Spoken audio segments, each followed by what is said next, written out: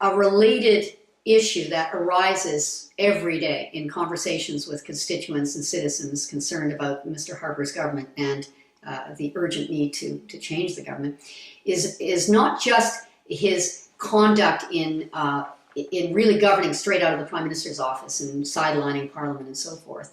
It is his disrespect for the rule of law. It is his disrespect for the Charter, for example, where he says, I'm just going to go ahead and do this, and the courts will tell me if I'm wrong. And as we all know, through endlessly expensive court challenges, the courts have told him he's wrong. But this is not a way to govern a country. The Prime Minister is supposed to act constitutionally. He's supposed to take advice as to whether his actions are constitutional in advance. He's not supposed to say, I go ahead and the courts will tell me if I'm wrong. So I think this is something that is Canadians have now recognized as we have more and more court challenges.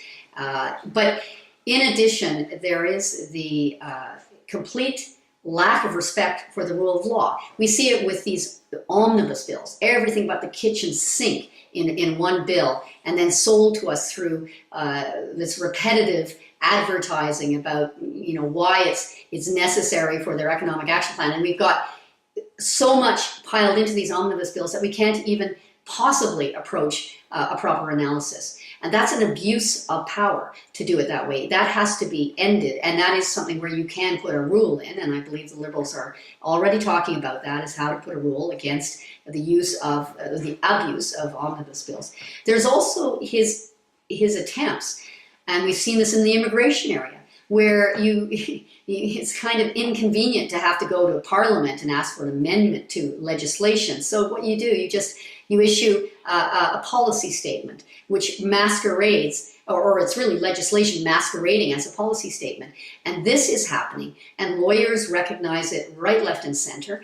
But it is something that is such an ingrained characteristic of this government that no matter how Mr. Harper is going to try, I know, and turn his record around somehow in this final year before the election, it is stuck with Canadians now.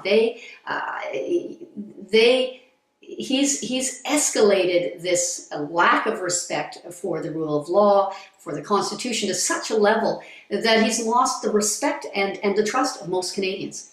So this is something that is universally of concern, and especially among conservative voters, the ones I mentioned earlier, that are actually signing up for the party now and would like to have to think that there are going to be in the next parliament thoughtful people that are looking at principle and have a long-term game plan, or not just looking at the next election.